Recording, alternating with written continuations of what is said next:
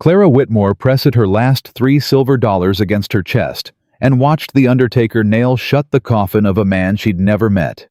The man who was supposed to be her husband. 27 years old. Not a soul in Wyoming territory who knew her name. And the summer sun beating down like God himself was laughing at her misfortune.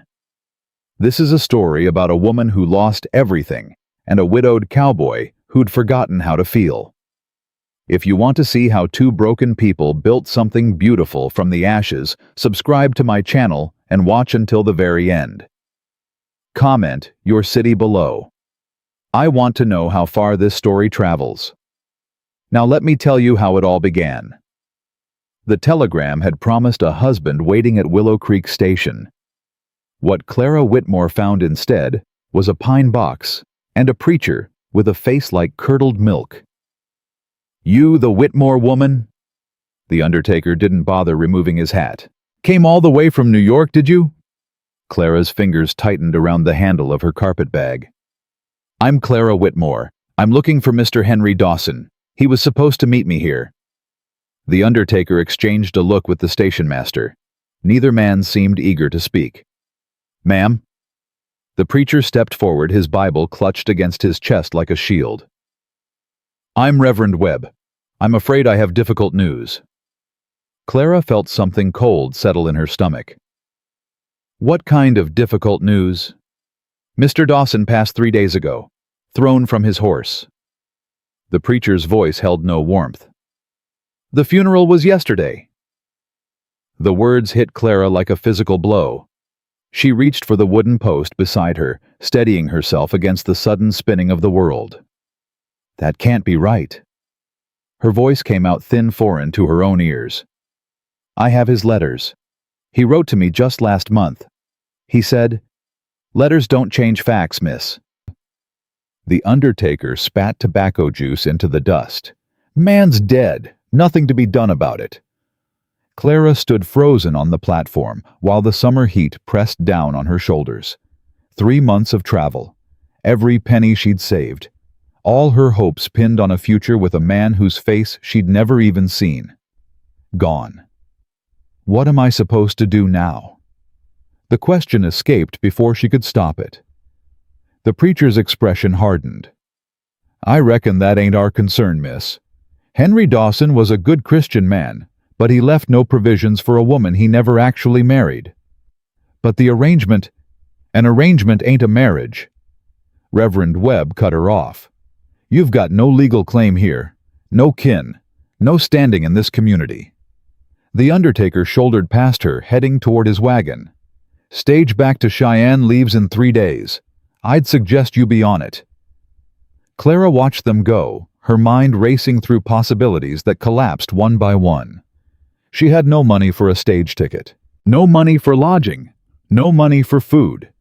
She had $3, a carpet bag full of clothes she'd sewn herself, and absolutely no one in 1,000 miles who cared if she lived or died. The platform emptied. The train that had carried her here pulled away with a mournful whistle, leaving Clara standing alone in the brutal Wyoming sun. 3 hours later, Clara sat on a bench outside the general store, watching the town of Willow Creek go about its business without sparing her a second glance. She'd tried. She'd tried the boarding house where the owner had looked at her worn dress and asked to see payment in advance. She'd tried the restaurant, asking about work.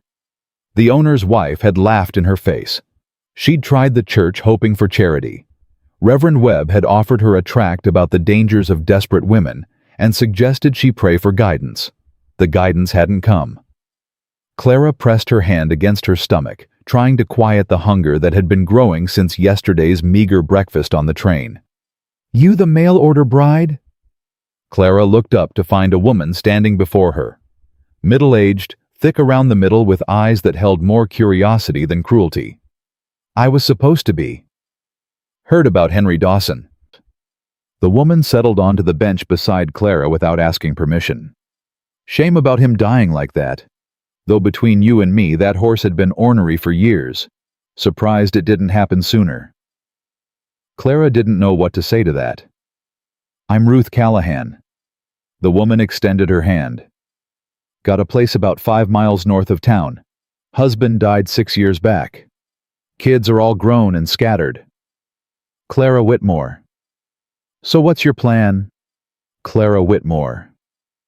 The question hung in the air between them. Clara had been avoiding asking herself that exact thing for hours. I don't have one. Ruth nodded slowly. Figured as much. You got any money? $3. That'll get you maybe 2 nights at the boarding house if Mrs. Patterson's feeling generous, which she ain't. Clara felt tears prick her eyes, but refused to let them fall. She'd cried enough in her life. Crying hadn't saved her parents, hadn't stopped her fiancé from abandoning her, hadn't prevented any of the misfortunes that had led her to this dusty bench in the middle of nowhere. There's got to be work somewhere, Clara said. I can cook, I can sew, I can keep house, I can teach. I had training back in Boston. Teaching positions filled. Ruth's voice was matter of fact. And most folks around here do their own cooking and sewing. We ain't fancy. Then what am I supposed to do? Ruth was quiet for a moment, studying Clara with an expression that was difficult to read. There's a man, she said finally. Josiah Thornton. Owns a big spread about 8 miles east. Lost his wife 3 years back. Been raising 2 boys on his own ever since. Clara's heart quickened. Is he looking for a wife? Josiah? Ruth laughed a harsh sound. That man's been closed up tighter than a bank vault since Sarah died. Half the widows in the territory have thrown themselves at him. He won't look at any of them. Then why are you telling me about him? Because he needs help whether he admits it or not. Those boys are running wild. House is falling apart around their ears. And Josiah? Ruth shook her head. He's a good man, Clara. The best man I know, truth be told. But he's drowning, and he's too stubborn to ask for a rope. Clara considered this information. You think he might hire me as a housekeeper? I think he might shoot you on sight if you show up uninvited. Ruth stood brushing dust from her skirt. But I also think he's the only person in 50 miles who might give you a fair chance. Josiah don't care much what people think, and he judges folks by what they do, not what others say about them. How do I find his place? Ruth pointed east. Follow the main road about 6 miles, then turn north at the big cottonwood that got struck by lightning. You'll see the gate. It says Thornton on the post. Clara rose, her decision already made. What did she have to lose? Mrs. Callahan, why are you helping me? You don't know me. Ruth's expression softened. I was new to this territory once too. Showed up with nothing but hope and a prayer. She began walking away, then paused. One more thing. Josiah's older boy Will, he's protective of his daddy. Don't expect a warm welcome from that one. Thank you. Don't thank me yet.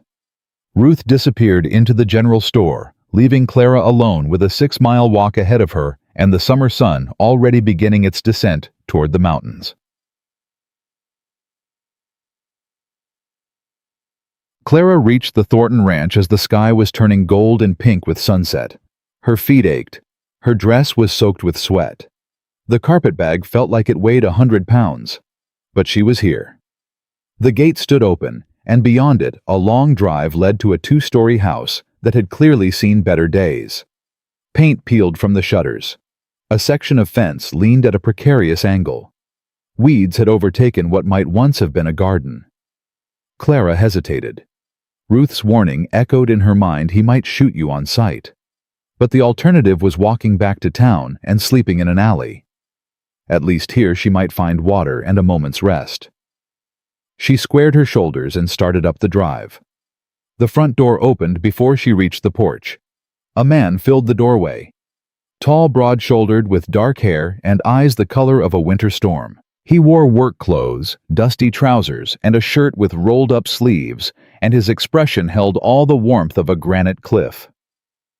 You lost. His voice was deep, rough, carrying easily across the distance between them.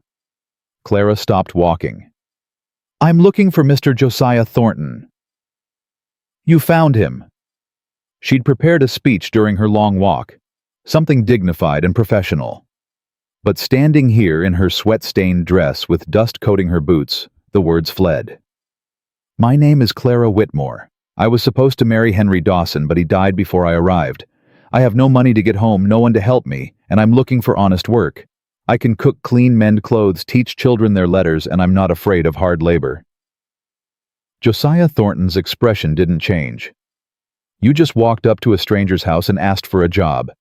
I walked 6 miles from town, and yes. Why here?" "Because Ruth Callahan said you might give me a fair chance. She said you judge people by what they do, not what others say." Something flickered in those storm-gray eyes. "Ruth talks too much." Maybe, but she wasn't wrong, was she? A long silence stretched between them. Clara held her ground, refusing to look away, though every instinct screamed at her to flee. Finally, Josiah stepped down from the porch. His boots made solid sounds on the wooden steps as he approached her. He stopped close enough that Clara had to tilt her head back to meet his eyes. "You had supper?" The question caught her off guard. "No." "Breakfast. A biscuit on the train yesterday." Something shifted in his expression, not warmth exactly, but perhaps recognition. "Come inside. We'll eat. Then we'll talk." Relief flooded through Clara so intensely that her knees nearly buckled. "Thank you, Mr. Thornton." "Don't thank me yet." He turned back toward the house. "My boys ain't easy, and neither am I." The inside of the house was even more chaotic than the outside. Dishes piled in the dry sink, clothes scattered across chairs, dust coating every surface thick enough to write in. Clara's trained eye cataloged a dozen things that needed immediate attention. 2 boys sat at a rough wooden table, their supper spread before them.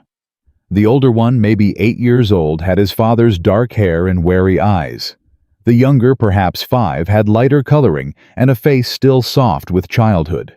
Both stared at Clara like she'd dropped from the sky. "Boys," Josiah pulled out a chair. "This is Miss Whitmore. She's going to eat with us." The younger boy's face lit up. "Are you a lady?" "I am. We don't get many ladies here." He bounced slightly in his seat. "Are you staying? Are you going to be our new mama?" "Jake?" Josiah's voice held a warning note. "Mind your manners." The older boy said nothing. His eyes tracked Clara's every movement as she sat in the offered chair. "I'm not anyone's new mama," Clara said gently. "I'm just someone who's looking for work. Papa don't need help." The older boy's voice was flat. "He does everything himself." "Will." Josiah set a plate before Clara Beans bread, some kind of meat she didn't examine too closely. "Let Miss Whitmore eat." They ate in tense silence. Clara forced herself to eat slowly, despite her hunger, aware of Will's suspicious gaze following every bite. Jake, in contrast, peppered her with questions between mouthfuls. "Where did you come from?" "New York." "Is that far?" "Very far." "Why'd you come here?" Clara hesitated. "I was supposed to get married, but things didn't work out. Our mama died." Jake's voice was matter-of-fact in that way only children could manage. "She's in heaven now. Papa says she watches us from the stars." "Jake," Josiah's voice had gone rough. "That's enough." The little boy fell silent, his lower lip trembling slightly. Clara felt a pang of sympathy for this child, who clearly wanted nothing more than to talk about his lost mother. "I'm sorry about your mama," she said softly. "I lost my mama too when I was a bit older than your brother." Jake's eyes widened. "You did?"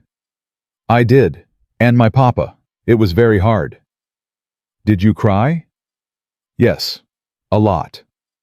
Will spoke suddenly, his voice sharp. "We don't need to talk about crying. We don't cry at the Thornton house."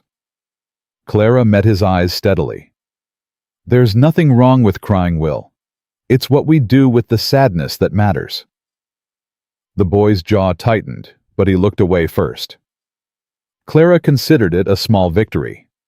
After supper, Josiah sent the boys to bed, Jake protesting loudly, Will going silently and returned to the kitchen where Clara had already begun clearing dishes. You don't have to do that. I want to. Clara carried plates to the dry sink. When did she die? Your wife? Josiah was quiet so long that Clara thought he wouldn't answer. 3 years ago, giving birth to what would have been our third child. Neither of them made it. Clara's hands stilled on the dishes. I'm sorry. People are always sorry. Don't change anything. She turned to face him. No, it doesn't. But I am anyway. Josiah leaned against the doorframe, his arms crossed over his chest. In the lamplight, Clara could see the exhaustion carved into his features, the weight he carried in the set of his shoulders. Ruth said you need help. Ruth should mind her own business. Probably. But she's not wrong, is she? Clara gestured at the kitchen, the chaos visible everywhere. When's the last time this house was properly cleaned? When's the last time those boys had regular meals? Had someone teach them their letters? I do fine. I'm sure you do your best. But you can't do everything, Mr. Thornton. No one can. And you think you can help? I know I can. Clara squared her shoulders. Give me 1 week. 1 week to prove myself. If you're not satisfied, I'll leave without argument. But if I can make your life easier, if I can help with those boys and this house, then we talk about a more permanent arrangement. Josiah studied her with those storm-gray eyes. Why should I trust you? I don't know you from Adam. Because I have nowhere else to go. Because I'm not looking for charity, I'm looking for honest work. And because... She hesitated, then pushed forward. Because your younger boy looked at me like I was Christmas morning, and your older boy looked at me like I was a threat, which tells me they need something neither one is getting. And what's that? A woman's presence, softness. Someone who has time to listen to all of Jake's questions and patience for all of Will's walls. Josiah's expression remained unreadable. Clara waited, her heart hammering against her ribs. There's a small room off the kitchen, he said finally. It's not much. Used to be for hired help back when we had more hands around. Clara released a breath she hadn't known she was holding. Thank you. 1 week. Josiah's voice was firm. That's all I'm promising. You cause trouble with my boys, you're gone. I understand. He turned to leave, then paused. Miss Whitmore. Those boys are everything I have in this world. I failed their mother. I won't fail them. Before Clara could respond, he was gone, his boots heavy on the stairs. The room off the kitchen was barely larger than a closet containing only a narrow cot and a washstand. But it was clean enough, and after 6 miles of walking, Clara thought it looked like paradise. She unpacked her few belongings by lamplight, hanging her extra dress on a nail, and setting her hairbrush beside the wash basin. In the bottom of her carpet bag beneath her extra petticoat, she found the letter. Henry Dawson's last letter.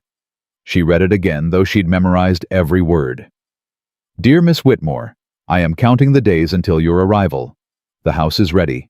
The preacher is expecting us. I believe we shall suit each other well. Your future husband, Henry Dawson.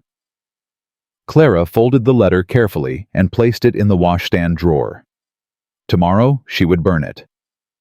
There was no point holding on to the dreams of a dead man.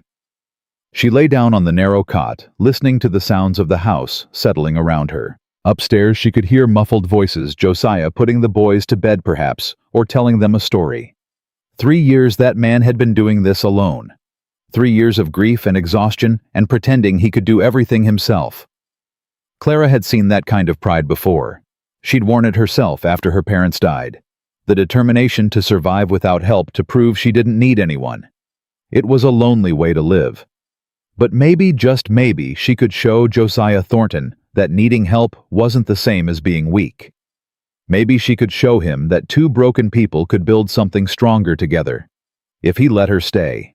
If she could win over his suspicious older son. If she could make herself indispensable before the week ran out. Clara closed her eyes and let exhaustion claim her. Tomorrow would bring new challenges. But tonight, for the first time in months, she had a roof over her head and food in her stomach. It was a start. And sometimes she thought as sleep pulled her under, sometimes a start was all anyone needed. Dawn came earlier than Clara expected. She woke to the sound of roosters and the thump of boots passing her door. For a moment she forgot where she was, reaching for a pillow that wasn't there in a bed that felt nothing like her own. Then memory returned. Wyoming. The Thornton Ranch. Her 1-week trial. Clara rose quickly, splashing cold water on her face and dressing in her work clothes. If she was going to prove herself, she needed to start immediately. The kitchen was empty when she emerged, but the remnants of last night's supper still waited in the dry sink. Clara set to work heating water on the stove, scrubbing dishes, wiping down surfaces that clearly hadn't been touched in weeks. She was elbow-deep in soapy water when small footsteps announced Jake's arrival. "You're still here." The boy's face beamed with delight. "I told you I was staying for a while." "Will said you'd leave in the night. He said that's what strangers do." Clara dried her hands on her apron. "Will was wrong. I'm not going anywhere." Jake climbed onto a chair, his legs swinging. "Are you making breakfast?"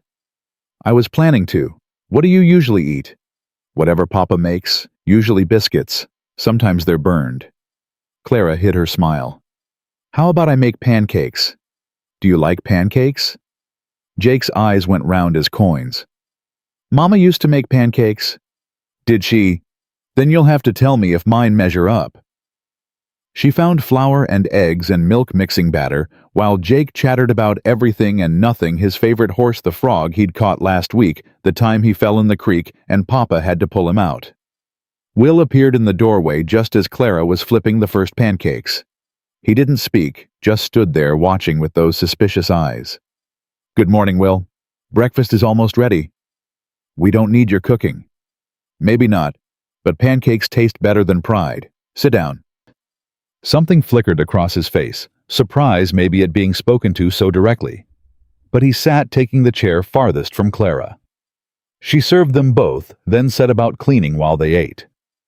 The sounds of chewing and Jake's occasional commentary filled the kitchen. "These are good," Jake announced. "Not as good as Mama's, but good." "I'll take that as a compliment." Will said nothing, but when Clara glanced at his plate, it was empty. Josiah appeared as Clara was washing the breakfast dishes. He stopped in the doorway, looking around the kitchen with an expression she couldn't quite read. "You've been busy." "Just getting started. What time do you usually get back for dinner?" "Noon, sometimes later." "I'll have something ready."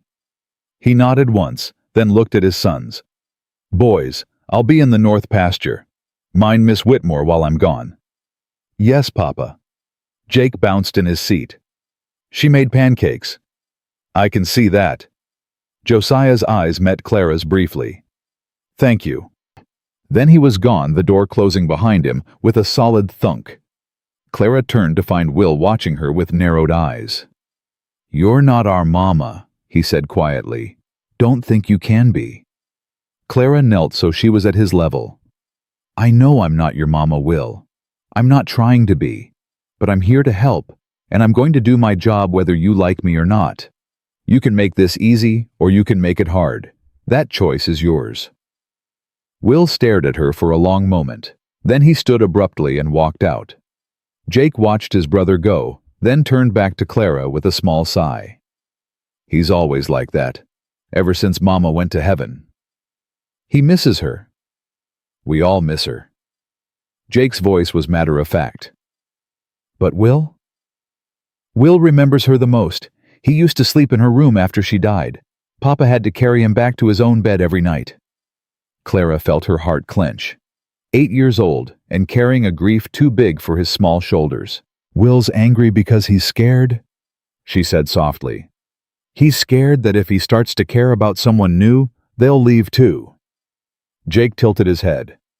"How do you know?" "Because I felt the same way once. After my mama died, I didn't want to love anyone ever again. It hurt too much." What made it better? Clara smiled sadly. Time.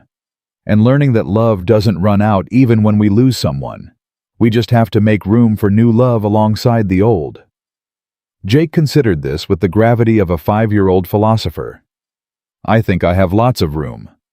I think you do too. She stood, brushing off her skirt. Now, how about you show me around this house? I need to know where everything is if I'm going to take care of it properly. Jake's face lit up. I can show you everything. Even the secret places Will thinks I don't know about. Lead the way. As she followed the chattering boy through the house, Clara felt something she hadn't felt in months. Hope. It was small and fragile, easily crushed by circumstance. But it was there, flickering in her chest like a candle flame. Maybe she could make this work. Maybe this place could become something more than just shelter. Maybe she could belong somewhere again. If Josiah let her stay. If she could reach Will's wounded heart. If Miss Clara. Jake tugged at her hand. Are you listening? I'm listening. She squeezed his small fingers. Show me everything. The first 3 days passed in a blur of soap and sweat and small victories. Clara scrubbed floors until her knees ached. She washed clothes that hadn't seen lie in months. She cooked meals that disappeared from plates faster than she could serve them. And she watched. She watched Josiah ride out at dawn and return at dusk, exhaustion carved into every line of his face. She watched Jake follow her around like a shadow, starving for attention she was happy to give. She watched Will keep his distance, speaking only when necessary, his eyes tracking her every move. On the 4th morning, everything changed. Clara was kneading bread dough when Will burst through the kitchen door, his face white as flour. Jake fell. In the barn. He's not moving. The words hit Clara like ice water. She was running before she finished wiping her hands, following Will across the yard to the weathered barn. Jake lay crumpled at the base of the hayloft ladder, his small body terrifyingly still. Jake! Clara dropped to her knees beside him. Jake, can you hear me? The boy's eyes fluttered open. Miss Clara. I'm here. Where does it hurt? My arm. Tears streamed down his face. I was climbing and I slipped and... Clara ran her hands carefully along his limbs the way her mother had taught her years ago. When she touched his left arm, Jake screamed. It's broken, she said, keeping her voice calm despite her racing heart. Will, I need you to ride and get your father, now. I don't know where he is. Then find Sam Cooper. Find anyone. Go! Will hesitated for just a moment, his eyes meeting Clara's. Something passed between them. Trust perhaps born of crisis. Then he was gone, his boots pounding across the yard. Clara turned back to Jake. I need to move you inside, sweetheart. It's going to hurt, but I'll be as gentle as I can. I want Papa. Papa's coming, but right now I'm here, and I'm going to take care of you. She lifted him as carefully as she could, his small body trembling against her chest. Jake whimpered with each step, but he didn't scream again, his teeth clenched with a courage that broke her heart. Inside, she laid him on the kitchen table and began tearing strips from an old sheet. She'd seen her mother set bones during the cholera outbreak that had eventually claimed her. She'd hoped she'd never have to use that knowledge. Miss Clara, Jake's voice was thin with pain. Am I going to die? No, baby. You're going to be just fine, but I need to do something that's going to hurt a lot. Can you be brave for me? Like Will. Braver than Will. Braver than anyone. She gave him a wooden spoon to bite down on and talked him through what she was about to do. Then, with hands that somehow stayed steady, she set the bone. Jake's scream echoed through the house. Clara worked quickly, splinting the arm with flat pieces of kindling, binding it tight with her makeshift bandages. By the time she finished, Jake had stopped crying, his face pale and sweaty. You did so good, she murmured, brushing hair from his forehead. So brave. Your mama would be proud. You think so? I know so. The door crashed open. Josiah stood in the doorway, his chest heaving, Will right behind him. Jake! He crossed the room in 3 strides. What happened? Is he? Broken arm. I said it. Clara stepped back to give him space. He's going to be fine. Josiah gathered his son against his chest, his whole body shaking. I should have been here. I should have... Papa? Jake's voice was drowsy now, the shock catching up with him. Miss Clara fixed me. She said I was brave. Josiah looked up at Clara over his son's head. In his eyes, she saw something she hadn't seen before. Gratitude. Real gratitude. Thank you, he said roughly. I just did what needed doing. No, he shook his head. You did more than that. Will stood in the doorway watching this exchange with an expression Clara couldn't read. When she met his eyes, he looked away quickly. But he didn't look hostile anymore. He looked uncertain. The doctor arrived from town 2 hours later, examined Jake's arm, and declared Clara's work better than most sawbones I've seen. Where'd you learn to set bones, Mrs. Miss Whitmore? And my mother taught me. She was a healer back in Boston. Dr. Patterson raised an eyebrow. You're the mail-order bride, the one whose intended died. News traveled fast in small towns. I am. Heard you're staying at Thornton's place. His tone carried a weight of implication. I'm the housekeeper. Is that what they're calling it now? Clara felt heat rise in her cheeks. That's what it is. The doctor left with a knowing smirk that made Clara want to throw something at his head. But she held her tongue and went back to caring for Jake, who had fallen into an exhausted sleep on his father's bed. That evening, Josiah found her in the kitchen, scrubbing pots she'd already scrubbed twice. You don't have to do that. I know. Clara. It was the first time he'd used her given name. Stop. She set down the pot and turned to face him. The doctor's going to talk, Josiah said. By tomorrow the whole town will know you're living here. There'll be speculation. Let them speculate. You don't understand. These people, they'll make your life miserable. They'll say you're...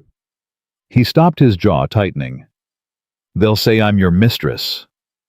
Clara kept her voice steady. I know how small towns work, Mr. Thornton. I've lived in them my whole life. It ain't right. You saved my boy's life today, and they'll drag your name through the mud. What's the alternative? I leave, go back to sleeping in alleys and begging for scraps. No. Josiah's voice was firm. You're not leaving. Something in his tone made Clara's heart skip. Then what? He was quiet for a long moment, staring at the floor like it held answers. When he looked up, his eyes held a resolve that made her breath catch. Marry me. The words hung in the air between them. I what? Marry me, he repeated. Not for romance, not for any of that foolishness, but for practical reasons. You need protection, security, a name that people will respect. My boys need a mother, and I... He paused, seeming to struggle with the admission. I need help. I've been drowning for 3 years, and I'm too stubborn to admit it. Clara's mind raced. You barely know me. I know enough. I know you walked 6 miles in the summer heat because you refused to give up. I know you stayed when most women would have run at the sight of this mess. I know you saved my son today without flinching. That doesn't mean I'd make a good wife. It means you're the kind of person I can count on. Josiah stepped closer. I'm not asking for love, Clara. I'm not capable of that anymore. But I can offer you safety, a home, a family, and my word that I'll never raise a hand to you or treat you with anything less than respect. Clara thought of her $3 silver, of the town that had already begun to whisper about her, of Jake's face when he'd called her brave, of Will's grudging respect. What about your sons? Don't they get a say? Jake already thinks you hung the moon, and Will... Josiah sighed. Will needs time, but I saw his face today when you were taking care of his brother. He's starting to trust you. And if he never fully accepts me, then we deal with that together, as partners. Clara turned back to the sink, gripping the edge until her knuckles went white. This wasn't how she'd imagined her life. Wasn't the romance she'd dreamed of as a girl in Boston reading novels by candlelight. But those dreams had died along with her parents, along with her faithless fiancé, along with every illusion that the world was kind to women alone. "Separate rooms," she said quietly. "Separate rooms," Josiah agreed. "I want to keep teaching. The boys and any other children whose families want them educated." "This house is big enough for a schoolroom." Clara turned to face him. "And if someday, if things change between us, then we'll talk about it. But I won't push you. I won't expect anything you're not ready to give." She studied his face, searching for signs of deception, for the cruelty that experience had taught her lurked in so many men. She found only exhaustion, determination, and something that might have been hope. "Yes," she said, "I'll marry you." Josiah released a breath she hadn't realized he'd been holding. "Thank you." "Don't thank me yet. You haven't seen what I'm like when I'm angry." The corner of his mouth twitched almost a smile. "I reckon I'll manage." The wedding happened 3 days later. Reverend Webb performed the ceremony with a face like he was officiating a funeral rather than a marriage. Clara wore her best dress, the same navy wool she'd worn since Boston, and carried wildflowers Jake had picked from the meadow. The only witnesses were Ruth Callahan, who'd insisted on attending, and Sam Cooper, Josiah's foreman, who looked like he wasn't sure whether to congratulate his boss or offer condolences. Will stood beside his father, his expression carefully blank. But when the moment came for Clara to speak her vows, she caught him watching her with something that wasn't quite hostility. "I now pronounce you man and wife." Josiah leaned in and pressed a brief kiss to her lips. Formal, polite, nothing like the passionate embraces Clara had read about in her novels. But his hand was steady in hers. And when they walked out of the church into the summer sun, Clara felt something settle into place inside her chest. She was Clara Thornton now. She had a home, a family. Whatever came next, she wouldn't face it alone. The trouble started 2 weeks later. Clara had settled into the rhythm of ranch life. Mornings spent cooking and cleaning. Afternoons teaching the boys their letters. Evenings mending clothes by lamplight, while Josiah worked on the endless accounts and ledgers that running a ranch required. It wasn't romantic, but it was comfortable. Then came the day Josiah announced they would attend church services in town. Clara felt her stomach clench as she helped the boys into their Sunday clothes. She'd been avoiding town since the wedding, knowing full well what waited for her there. "You don't have to go," Josiah said quietly as he watched her pin up her hair. "I can make excuses." "No." Clara met his eyes in the mirror. "I won't hide. If they want to talk about me, they can do it to my face." Something flickered in his expression. Approval, maybe? "That's my girl." The ride to town felt longer than 8 miles. Clara sat in the wagon bed with the boys answering Jake's endless questions, while Will stared at the passing landscape with determined disinterest. But when they pulled up to the church, it was Will who moved first. "Stay close to me," he muttered, falling into step beside Clara as they approached the building. She looked at him in surprise. "Will, folks here got mean tongues. Don't listen to what they say." It was the first time he'd addressed her directly since Jake's accident. The first time he'd shown any indication that he might actually care about her well-being. Clara felt her throat tighten. "Thank you." Will shrugged, but he didn't move away. The church fell silent when the Thorntons walked in. Clara felt every eye follow them to their pew. Whispers slithered through the congregation, like snakes too low to make out words, but loud enough to make their presence felt. She sat between Josiah and the boys, her back straight, her chin high. Whatever they said about her, she wouldn't give them the satisfaction of seeing her crumble. The service was interminable. Reverend Webb's sermon about the virtues of proper Christian womanhood seemed pointed directly at Clara, with references to women who know their place and the dangers of unconventional arrangements. When they finally emerged into the sunlight, the real trial began. "Mrs. Thornton." A woman approached middle-aged, expensively dressed with a smile that didn't reach her eyes. "How are you finding married life?" "Very well, thank you." "I'm Margaret Lawson. My husband owns the bank." She looked Clara up and down with barely concealed contempt. It must be quite an adjustment coming from, where was it, New York? Boston originally. "Ah, yes, the mail-order bride," Mrs. Lawson's voice carried across the churchyard. "How fortunate that Mr. Thornton was willing to take you in after your original arrangement fell through." Clara felt heat rise in her cheeks, but kept her voice steady. "Josiah and I are very happy together." "I'm sure you are, though some of us remember when this family was quite different." Mrs. Lawson's smile sharpened. "Sarah Thornton was such a pillar of our community, such a devoted wife and mother, such big shoes to fill."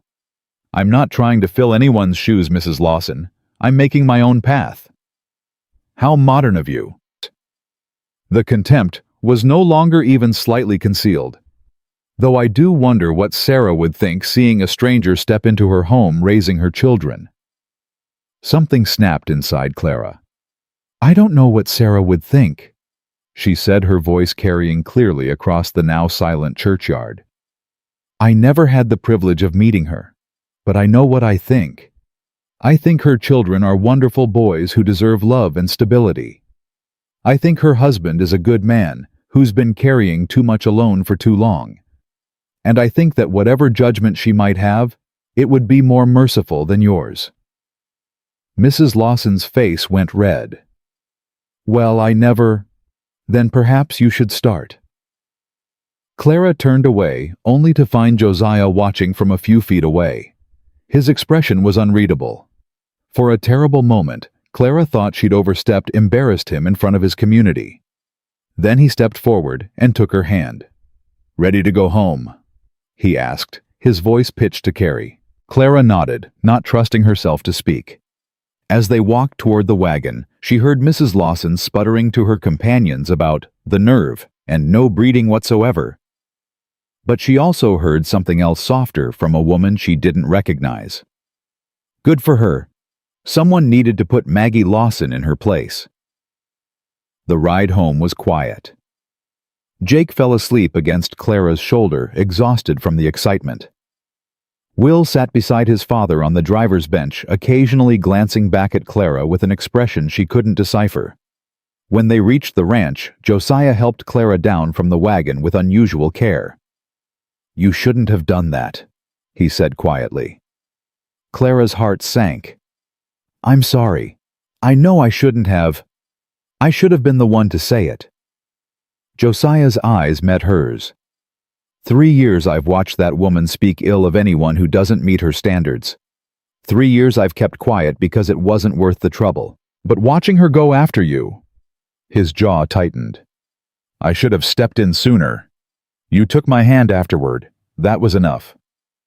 "It wasn't enough, but I'll do better." That night, after the boys were in bed, Clara found Josiah on the front porch, staring out at the moonlit fields. "Can't sleep?" she asked, settling into the chair beside him. "Just thinking." "About what?" He was quiet for a long moment. "Sarah would have liked you." The words caught Clara off guard. "You don't have to say that." "I mean it. She always said the world needed more women with backbone." Josiah turned to look at her. "The way you stood up to Maggie Lawson. Sarah did something similar once. Told her that Christian charity started at home and worked its way out, not the other way around." Clara smiled slightly. "She sounds like she was wonderful." She was. No hesitation, no qualification. She was everything good in my life. When I lost her, I thought I'd never feel anything again. Clara didn't know what to say. This was the most Josiah had ever spoken about his first wife, and she sensed they were treading on dangerous ground. "I'm not asking you to forget her," she said finally. "I would never ask that. I know. That's why—" He stopped, shook his head. "Never mind." "What?" "It's nothing." Clara reached out, covering his hand with hers. "Josiah, what were you going to say?" He stared at their joined hands for a long moment. When he spoke, his voice was rough. "That's why it scares me. What I'm starting to feel for you." Clara's breath caught. "Josiah, I know what we agreed. Practical arrangement. No romance. No expectations." He pulled his hand away, standing abruptly. "Forget I said anything. I don't want to forget." He froze with his back to her. "I came here expecting nothing." Clara continued, her voice barely above a whisper. "Hoping for shelter, maybe a job if I was lucky. I never expected—" She swallowed hard. "I never expected to find a family, to find boys who needed me, to find a man who—" "Don't." Josiah's voice was strained. "Please. I can't. I'm not ready." "I know." Clara stood, but didn't approach him. "I'm just saying that whatever we agreed to, wherever this goes, I'm not going anywhere. Not because I have nowhere else to be, but because this is where I want to be." Josiah turned slowly to face her. In the moonlight, his features were half shadow, half silver. "You mean that?" "I mean it." They stood there, caught in something that felt too fragile to name. Clara could feel her heart pounding against her ribs, could see the struggle playing out across Josiah's face. Then the front door burst open. "Papa?" Jake's voice was thick with sleep and fear. "Papa, I had a nightmare." The moment shattered. Josiah moved past Clara to scoop up his son, murmuring comfort into his hair. "It's all right, son. I'm here." Jake spotted Clara over his father's shoulder. "Miss Clara's here too." "Mrs. Thornton is here too," Josiah corrected gently. "Mama?" Jake murmured, already drifting back toward sleep. "She's Mama now." Clara felt tears prick her eyes. She watched Josiah carry his son back inside, heard him climbing the stairs to the boys' room. When he returned a few minutes later, Clara was still standing on the porch. "He called me Mama," she said softly. "He did." "Did you hear him?" "I heard." Josiah stopped beside her, not quite touching. Does that bother you?" "No." Clara wiped at her eyes. "It doesn't bother me at all." They stood together in silence, watching the stars wheel slowly overhead. And when Josiah finally reached out and took her hand, Clara let him.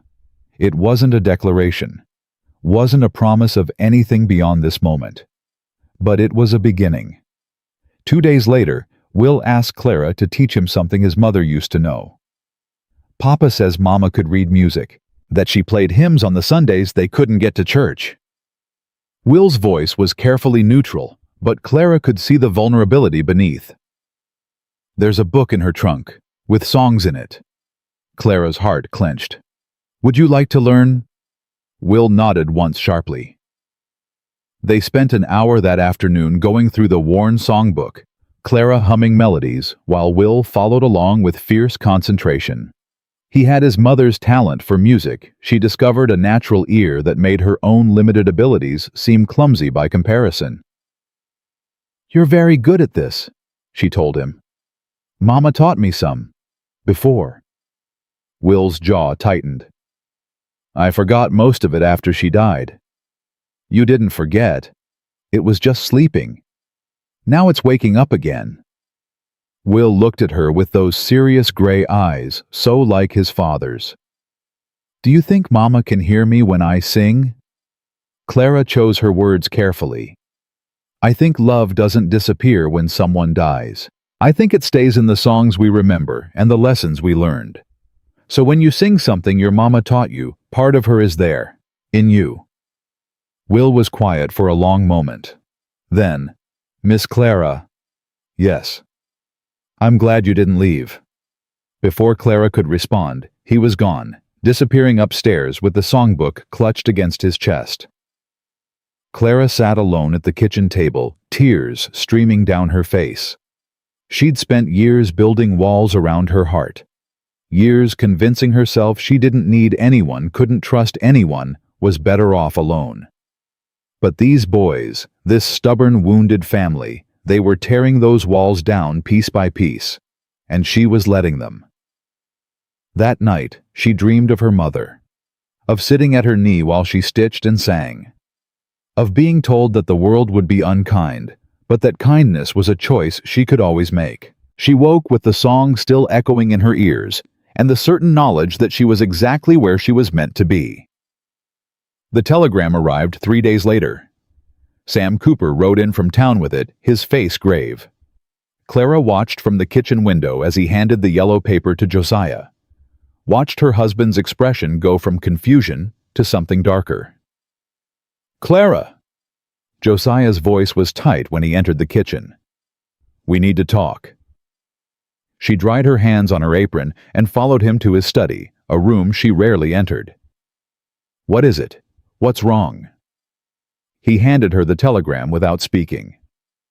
To J. Thornton. Stop your wife. Caroline. Thornton escaped asylum. Stop heading west. Stop believed dangerous. Stop. Contact immediately. Stop. Clara read the words twice before their meaning penetrated. Your wife. She looked up at Josiah, feeling the blood drain from her face. Caroline, not Sarah. Josiah's expression was anguished. I was married before, when I was 18, in Virginia. You never mentioned, because I tried to forget, because it was the worst mistake of my life. He began to pace, his movements jerky with agitation. Caroline was beautiful, charming. I was young and stupid and thought I knew what love was. We were married 3 months before I realized something was wrong with her. Clara sank into a chair. Wrong how? She heard voices, saw things that weren't there, had rages where she'd destroy everything she could reach. Josiah stopped pacing, bracing his hands against his desk. She tried to kill me twice before her father finally had her committed. I thought I was told the marriage was annulled, that she was no longer my wife. But she was. Legally, yes. When I met Sarah, I believed I was free. We married in good faith, had our boys. His voice cracked. I didn't know, I swear to you, Clara. I didn't know until 6 months ago, when a lawyer's letter arrived informing me that my first marriage was never legally dissolved. Clara's mind raced through the implications. If you were still married to Caroline when you married Sarah, then my marriage to Sarah wasn't valid, and neither is ours. The words hung in the air like a death sentence. The boys, Clara whispered. Does this mean? They're still legitimate. I've had lawyers working on that. Josiah's hands clenched on the desk. But everything else, the property, the inheritance, the legal standing, it's all in question. And now Caroline's escaped, and she's coming here, and I don't know what she wants or what she'll do. Clara stood slowly, her legs unsteady beneath her. Why didn't you tell me before we married? I was ashamed and scared, and I thought... He laughed bitterly. I thought if I just ignored it long enough it would go away, that I could protect you and the boys from my mistakes. You lied to me. I omitted, which is the same thing. I know. Josiah finally looked at her, and she saw tears tracking down his face. I'm sorry, Clara. I never meant for any of this to touch you. If you want to leave, do you want me to leave? God, no. The words tore out of him. But I wouldn't blame you if you did. You signed up for a partnership, not a scandal. Not a mad woman showing up to claim what she thinks is hers. Clara thought of the boys upstairs, of Jake, who called her Mama, and Will, who was just beginning to trust her. She thought of Josiah, this broken man who carried so much guilt on his shoulders. She thought of herself, 3 months ago, standing at the gates of this ranch, with nothing but desperation and hope. I'm not leaving, she said. Clara, I'm not leaving. Whatever's coming, we face it together. That's what partners do. Josiah crossed the room in 2 strides and pulled her into his arms. It wasn't romantic, it was desperate, the embrace of someone drowning who'd just been thrown a rope. I don't deserve you, he murmured against her hair. Probably not. But you're stuck with me anyway. They held each other in the gathering darkness, while somewhere to the east, a woman who should have been forgotten was making her way toward them. Clara didn't know what Caroline Thornton wanted, didn't know what she was capable of, but she knew one thing with absolute certainty. She would protect this family no matter the cost. Caroline Thornton arrived on a Tuesday morning when the summer heat hung heavy and still. Clara was teaching Jake his numbers at the kitchen table when Will burst through the door, his face white as bone. "There's a woman at the gate. She says she's Papa's wife." Clara's blood turned to ice. "Where's your father?" "North pasture. Sam rode out to get him." Clara stood slowly, her mind racing. "Will, I need you to take Jake upstairs. Lock the door to your room, and don't come out until your father or I come for you." "But now, Will." Something in her voice must have conveyed the seriousness, because Will grabbed his brother's hand and pulled him toward the stairs without another word. Clara smoothed her apron and walked to the front door. The woman standing at the gate was beautiful in a terrible way. Pale hair that might have been golden once now streaked with gray and hanging wild around her shoulders. Eyes the color of a summer sky, bright and empty at once. A dress that had clearly been fine once, but was now torn and stained from travel. "You must be the new one." Carolyn's voice was high and sweet like a child's. "The one he married after he threw me away." Clara kept her voice steady. "Mrs. Thornton, we weren't expecting you." "Mrs. Thornton." Carolyn laughed, a sound like breaking glass. "That's my name. Mine, not yours. Not that other woman's. Mine. Why don't you come inside? I'll make some coffee. We can talk." "I don't want your coffee." Caroline's sweet voice turned sharp. "I want my husband. I want my life back. I want everything he stole from me." Clara heard hoofbeats approaching fast. Josiah was coming. "Please." She stepped down from the porch, moving slowly. "Whatever happened between you and Josiah, it was a long time ago. Maybe we can find a way to—" "A long time ago." Caroline's laugh was harsh. "It was yesterday. It was always yesterday. They locked me away and told me to forget, but I never forgot. I remembered every promise he made me, every lie." Josiah pulled his horse to a stop and dismounted in one fluid motion. His face was gray, his eyes fixed on the woman at the gate. "Caroline." "Hello, husband." She smiled, and there was something deeply wrong in that smile. "Miss me? How did you find me?" "I followed the stars. They told me where you were. They always tell me things." She tilted her head. "They told me about your other wife, the dead one. They said I should be glad she's dead. Are you glad she's dead, Josiah?" "Don't." His voice cracked. "Don't talk about Sarah." "Sarah. Sarah, Sarah. Everyone loved Sarah, but Sarah wasn't your wife. I was. I am." Caroline's voice rose to a shriek. "I am your wife." Clara moved without thinking, placing herself between Caroline and Josiah. "Mrs. Thornton, please. You're upset. Let us help you." "Help me." Caroline focused on Clara for the first time. "You want to help me? Then give me back what's mine. Give me my husband. Give me my home. Give me the children that should have been mine." "The children aren't yours." "They should be. They would be if he hadn't thrown me away. If he hadn't locked me in that place with the doctors who hurt me and the medicines that made me forget who I was." Clara saw the knife a second before Caroline drew it from the folds of her dress. "Get back!" Josiah lunged forward, but Clara was closer. She grabbed Caroline's wrist as the blade came down, feeling the shock of impact run up her arm. They struggled. Clara's hands, slippery with sudden sweat, Caroline surprisingly strong for someone so thin. "Give him back!" Caroline screamed. "Give him back! Give him back! Give him—" Josiah's arms wrapped around Caroline from behind, pulling her away. The knife clattered to the ground, and Clara kicked it out of reach with shaking legs. "Let me go!" Caroline thrashed in Josiah's grip. "You promised you'd love me forever. You promised. I was 18 years old. Josiah's voice was raw. I didn't know what I was promising. You lied. You all lie. Everyone lies.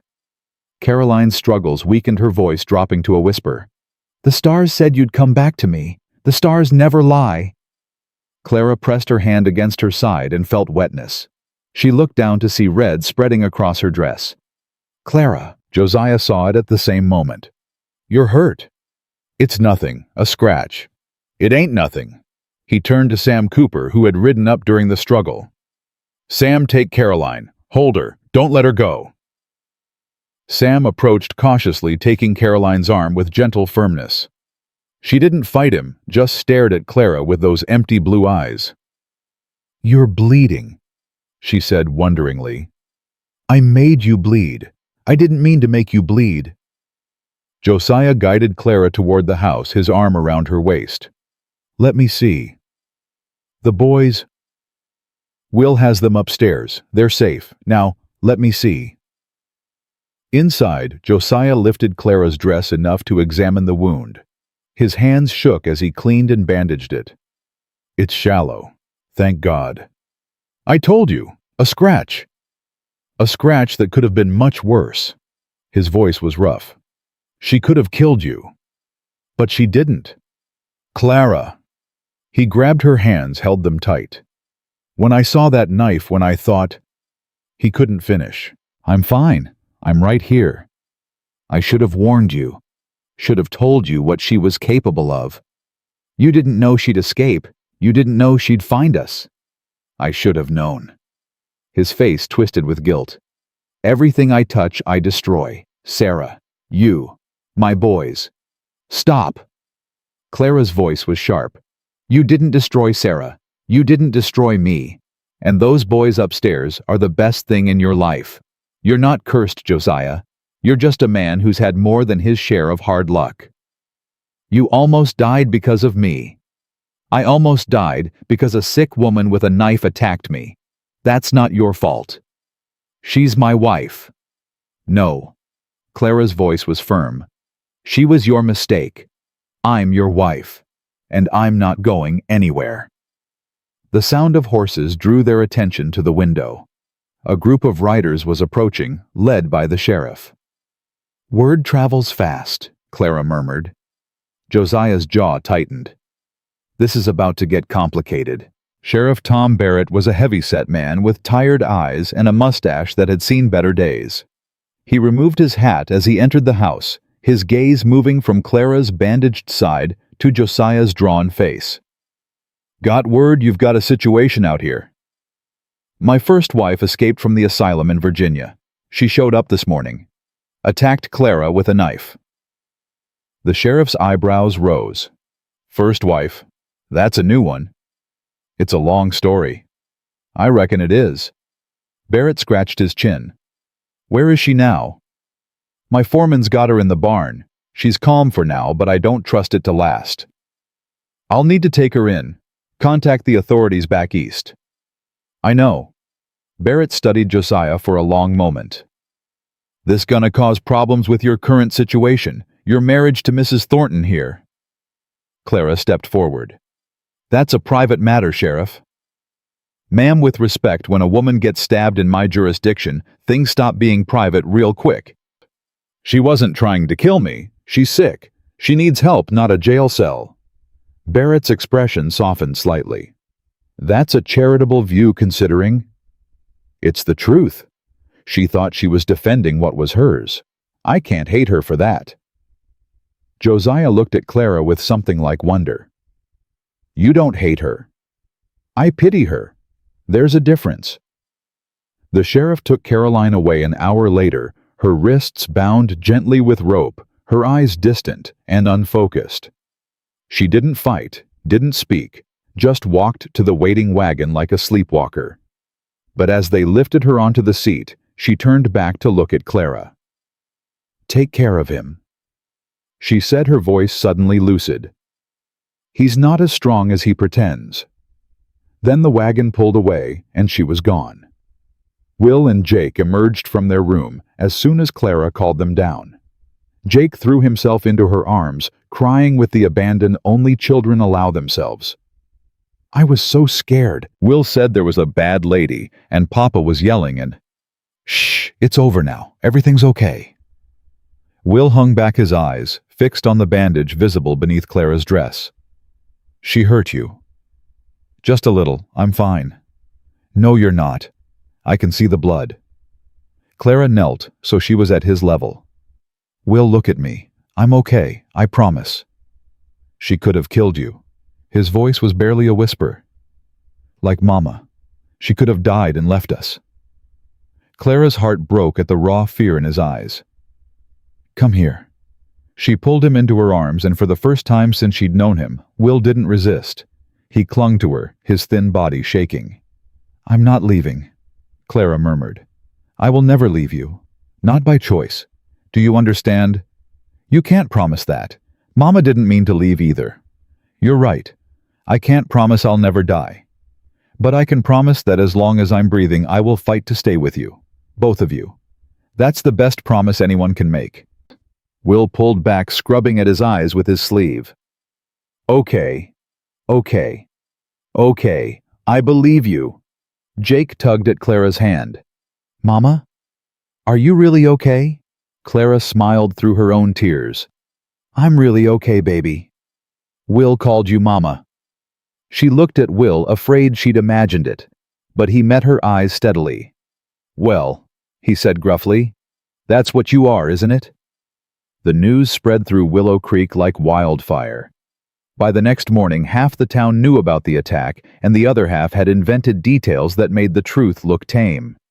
Clara heard the whispers when she went to town 3 days later for supplies, saw the sidelong glances and pointed stares.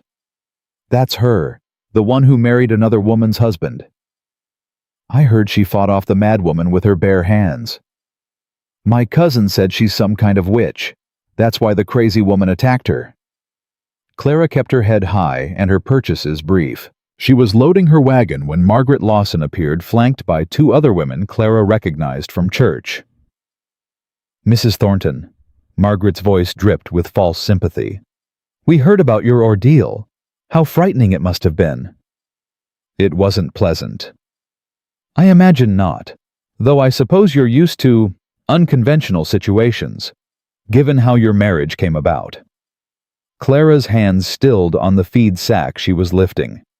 "Is there something you want to say, Mrs. Lawson?" "Only that some of us aren't surprised things have gotten complicated. When a foundation is built on sand, the house always falls. My foundation is solid." "Is it?" Margaret's smile was poison sweet.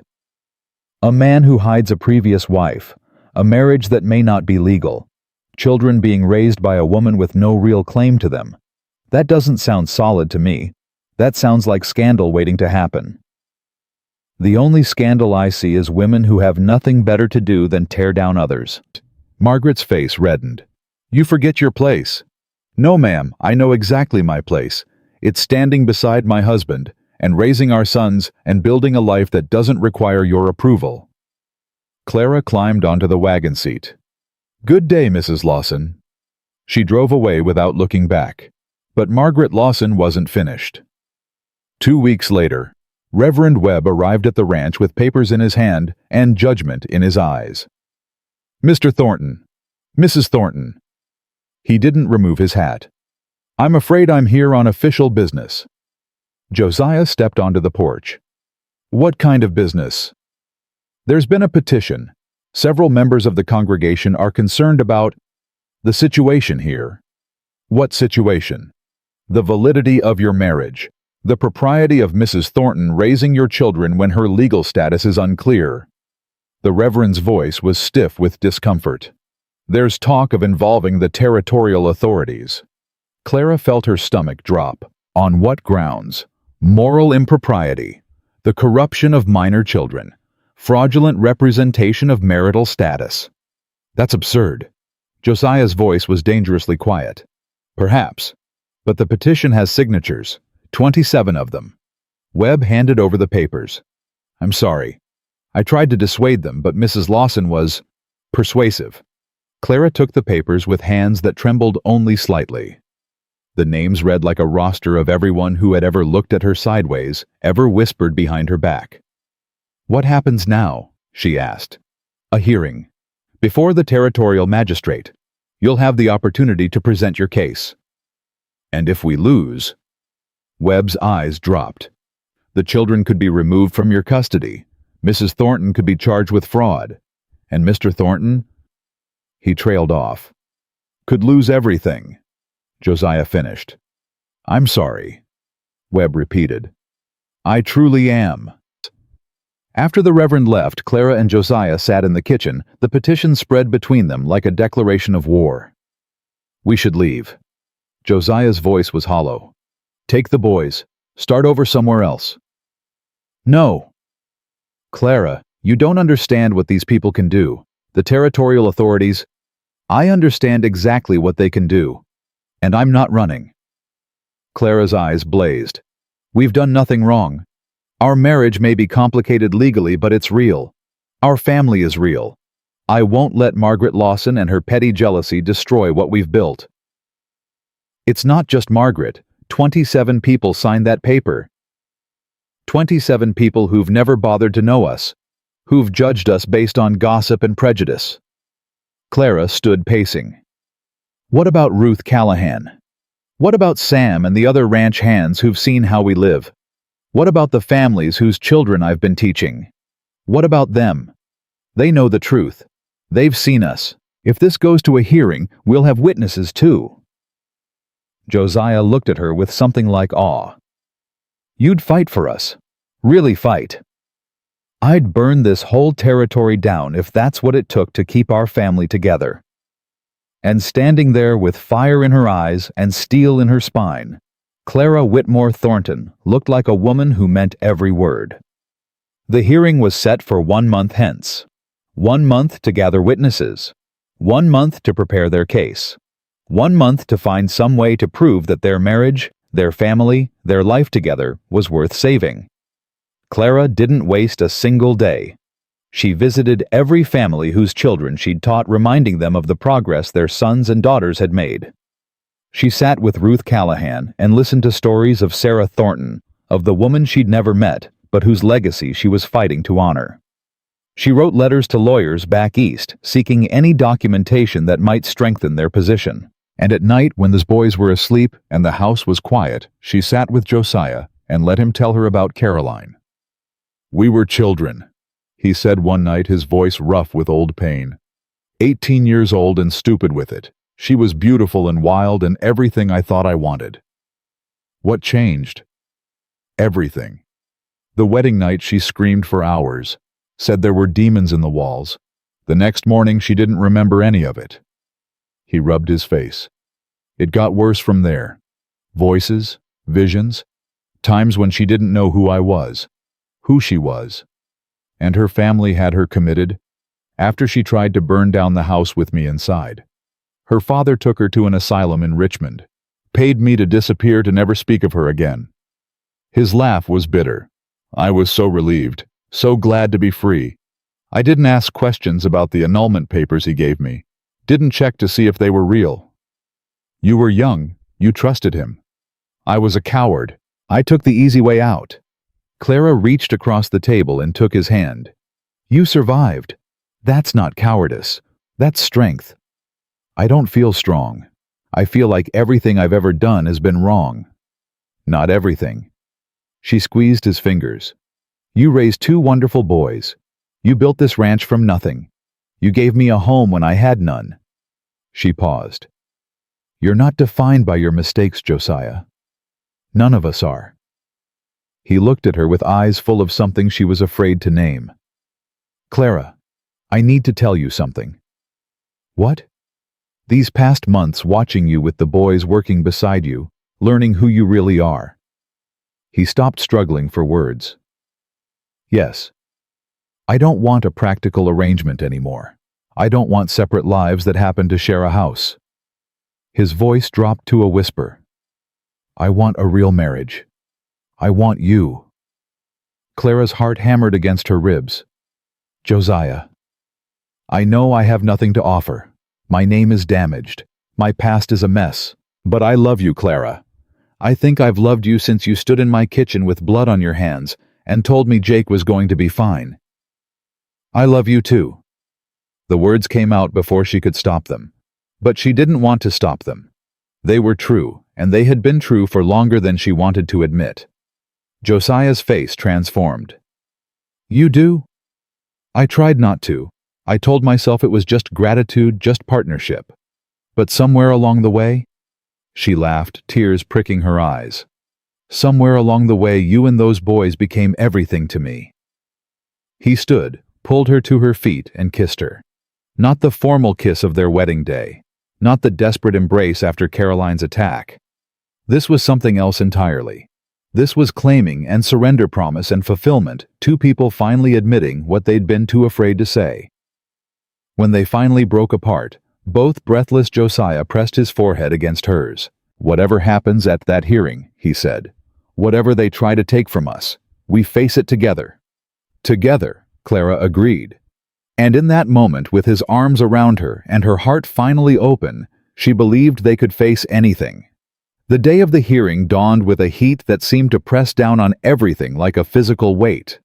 Clara dressed carefully in her best dress, the navy wool that had seen her through so much already. She pinned her hair back severely, wanting to look respectable, proper, everything Margaret Lawson claimed she wasn't. You ready? Josiah appeared in the doorway, dressed in his Sunday suit. No, but that doesn't matter, does it? He crossed the room and took her hands. Whatever happens in there, you remember what you told me. We're not defined by our mistakes. Neither of us. I remember. And Clara. His eyes held hers. I love you.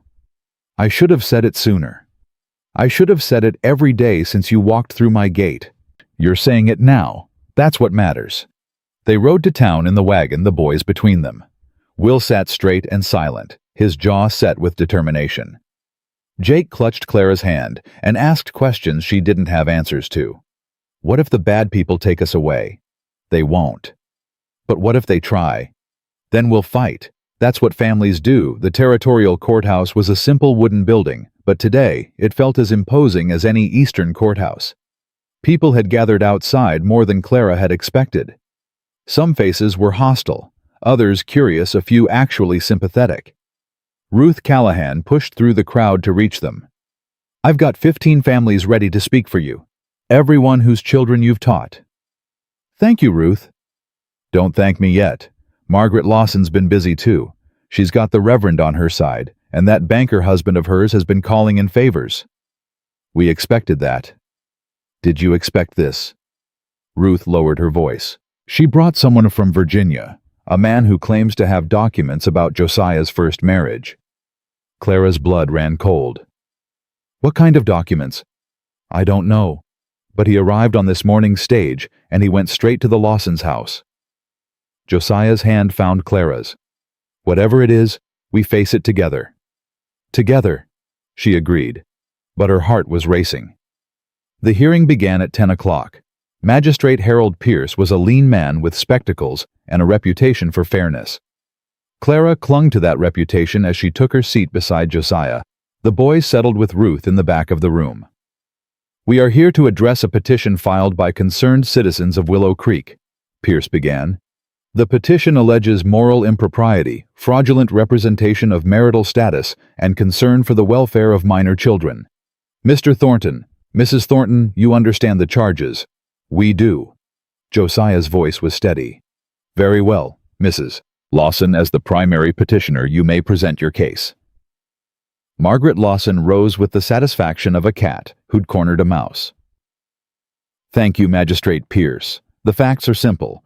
Josiah Thornton married my dear friend Sarah Mitchell while still legally wed to another woman. His so-called marriage to this woman, she gestured dismissively at Clara, is equally invalid. The children are being raised in a household founded on lies and deception. Those are strong words, Mrs. Lawson. Do you have evidence to support them? I do. Margaret's smile was triumphant. I call Mr. Frederick Harrington of Richmond, Virginia. A man rose from the back of the room. thin, well-dressed, with the bearing of someone accustomed to money and its privileges. Clara felt Josiah stiffen beside her. "I know him," he whispered. "He's Caroline's brother." Frederick Harrington took his place before the magistrate, producing a leather folder from his coat. "I have here documents from the Commonwealth of Virginia. They prove that my sister Caroline's marriage to Josiah Thornton was never legally annulled. Any subsequent marriages are therefore invalid. May I see these documents?" Harrington handed them over.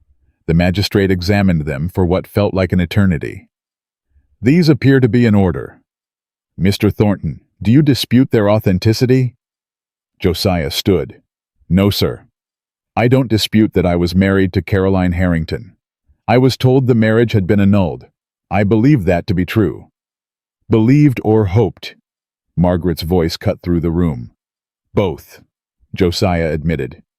"I was 18 years old, terrified and grateful to escape a situation that had become dangerous. When Caroline's father told me the marriage was dissolved, I wanted to believe him. I didn't ask questions." "A convenient excuse," Margaret snapped. "It's the truth. I'm not proud of it, but it's the truth." Magistrate Pierce held up a hand. "Let's proceed with order. Mr. Harrington, what is the purpose of presenting these documents? To establish that Josiah Thornton's children are illegitimate, that his current arrangement with this woman is nothing more than cohabitation, and that the children should be removed to a proper moral household." Clara couldn't stay silent. She rose to her feet. "May I speak, Magistrate?" Pierce considered her. "You may. Those boys have a proper household. They have a father who loves them. They have a mother who would die to protect them. The circumstances of their parents' legal status don't change who they are or how they're being raised. With respect, ma'am, the law exists for a reason. The law exists to protect people. Those boys don't need protection from us. They need protection from people who would tear their family apart to satisfy their own righteous indignation." Murmurs ran through the crowd. Clara saw Margaret Lawson's face flush with anger. "This is exactly what I mean," Margaret declared. "This woman has no respect for proper authority, no understanding of her place. She stands in this court and lectures us as if she has any right to— She has every right." A new voice cut through the chaos. Clara turned to see a woman entering the courtroom, supported by a nurse in a white uniform. Caroline Thornton. The room erupted. Magistrate Pierce banged his gavel repeatedly, calling for order. Frederick Harrington rushed toward his sister, his face a mixture of shock and horror. "Caroline, what are you doing here? You're supposed to be locked away, forgotten." Caroline's voice was calm, clearer than Clara had ever heard it. "I've been many things, Frederick, but I've never been forgotten. Not by the husband you forced me to marry, not by the family who threw me away." "This is highly irregular," Pierce said. "Ma'am, you should not be here." "Where should I be? In a cell, in an asylum? I've spent 15 years in places where I should be." Caroline moved forward, shrugging off her brother's hand. "I came here to tell the truth. For once in my life, I came to tell the truth." "Caroline, don't." Frederick's voice was desperate. "Think of the family name." "The family name?" Caroline laughed bitterly. "You mean the family that married me off to a stranger because I was difficult? The family that locked me away when I became inconvenient? That family name?" She turned to face the magistrate. "I was 16 years old when my father arranged my marriage to Josiah Thornton. I didn't know him. I didn't love him. I was sick even then, hearing voices, seeing things that weren't there. My father thought marriage would cure me. It didn't." "Caroline, please." "Be quiet, Frederick." Her voice cracked like a whip. "For once in your life, be quiet and let me speak." She turned to Josiah. "I attacked your wife. I came here meaning to destroy your life. But on the way here, they told me what was happening. They told me that people were trying to take your children. Caroline, I wasn't a good wife to you. I couldn't be. My mind wouldn't let me. But I remember enough to know you were kind. You tried to help me. You didn't deserve what my family did to you." She faced the magistrate again. "My father forged those annulment papers. I found the real documents in his study years ago. The annulment was legal. Josiah Thornton was free to marry again." Frederick Harrington went pale. "That's a lie. She's mad. You can't believe anything she says." "I'm mad, not stupid." Caroline reached into her coat and produced a bundle of papers. "These are the real documents, signed by a judge in Richmond, dated 3 weeks after our separation. My father kept them hidden because he wanted leverage over Josiah. He wanted to make sure he never came back to claim anything from our family." Pierce took the documents. The room held its breath as he examined them. "These appear to be genuine court documents from the Commonwealth of Virginia. They declare the marriage between Josiah Thornton and Caroline Harrington null and void, citing grounds of mental incapacity." "No." Frederick shook his head. "No, that can't be right. Father said—" "Father lied."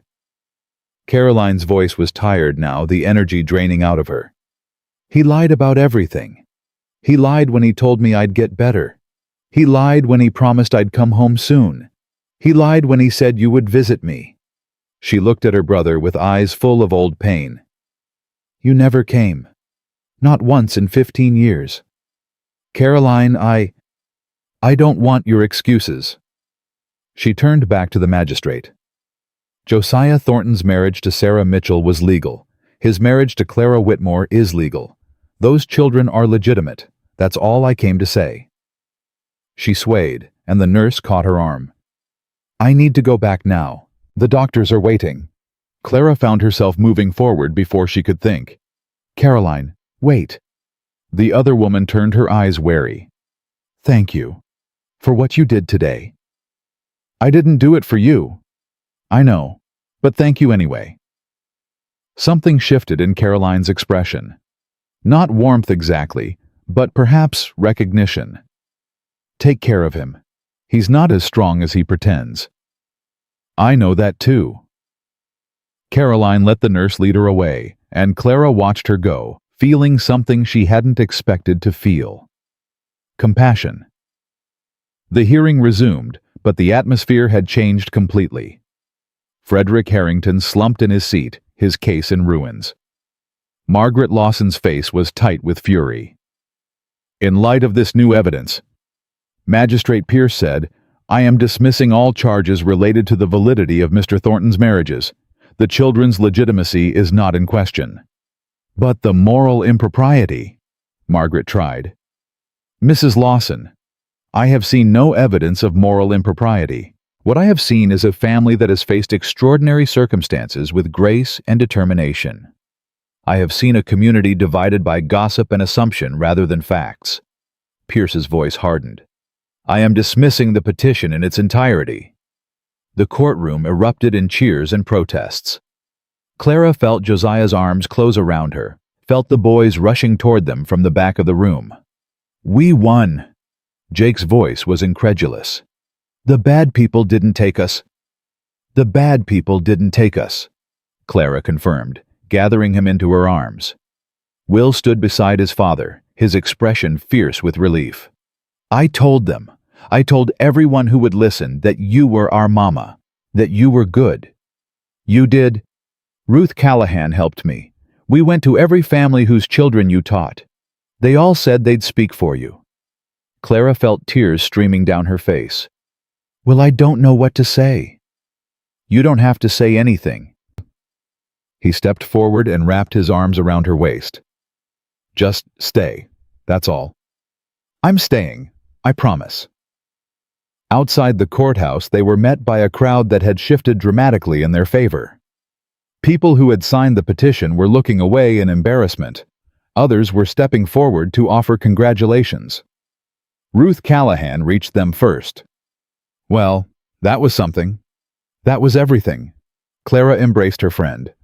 "Thank you. For all of it." "Don't thank me. Thank that poor woman who came all this way to set things right." "I did. But it doesn't feel like enough." "Nothing ever feels like enough when someone saves your family." Margaret Lawson appeared pushing through the crowd with her husband trailing behind her. Her face was mottled with fury.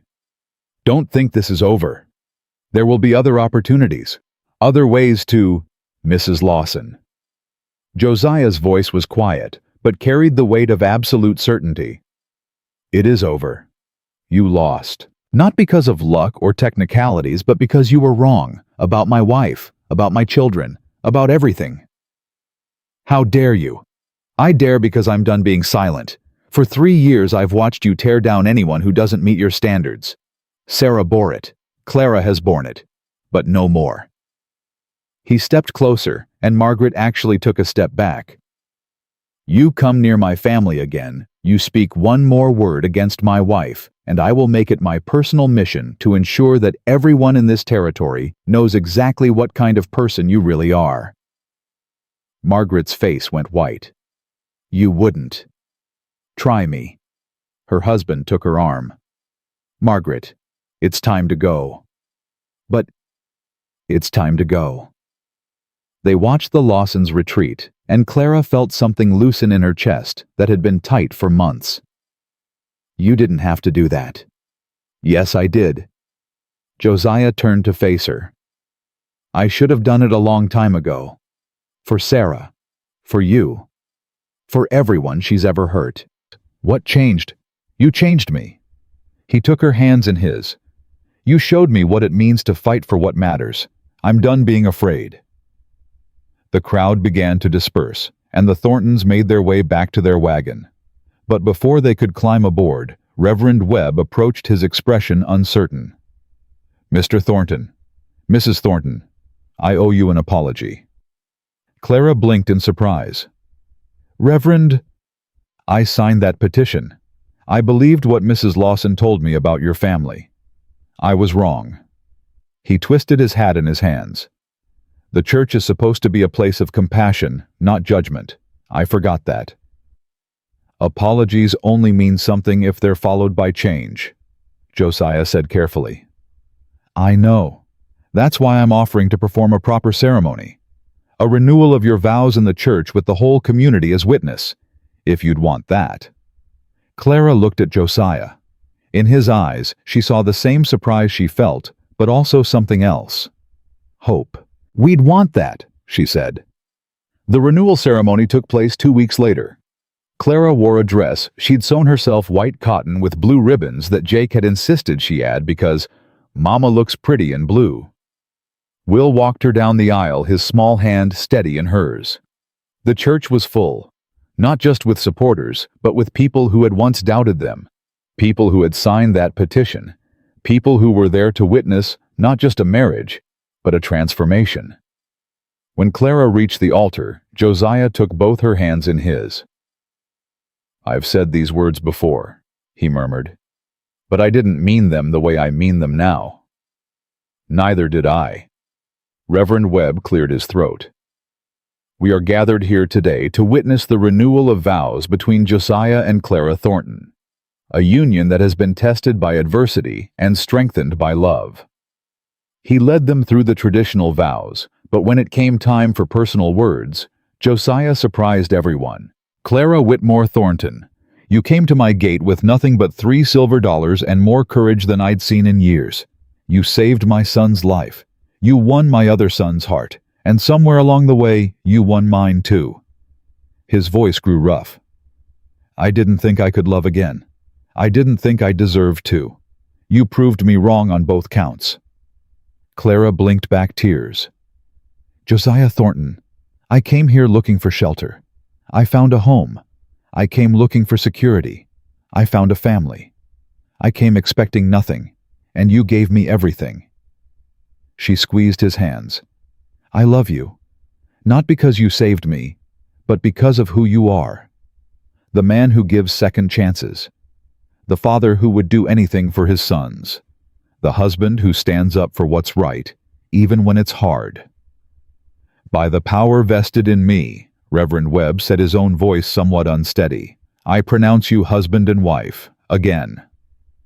The kiss that followed wasn't formal or polite. It was the kiss of two people who had found each other against all odds and refused to let go.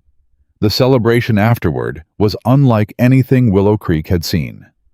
Tables laden with food that neighbors had contributed, music from fiddles and guitars, children running between the adults laughing and playing. Jake danced with Clara until he was too tired to stand, then fell asleep in her arms while she swayed to the music. Will sat with his father, both of them watching Clara with identical expressions of contentment. Ruth Callahan raised a glass. To the Thorntons, may your family always be as strong as it is today. To the Thorntons, the crowd echoed. And Clara, holding her youngest son while her husband and eldest looked on, felt something she hadn't felt in years. Complete. That night after the boys were in bed and the house was quiet, Josiah found Clara on the front porch, looking up at the stars. "What are you thinking about, Sarah?"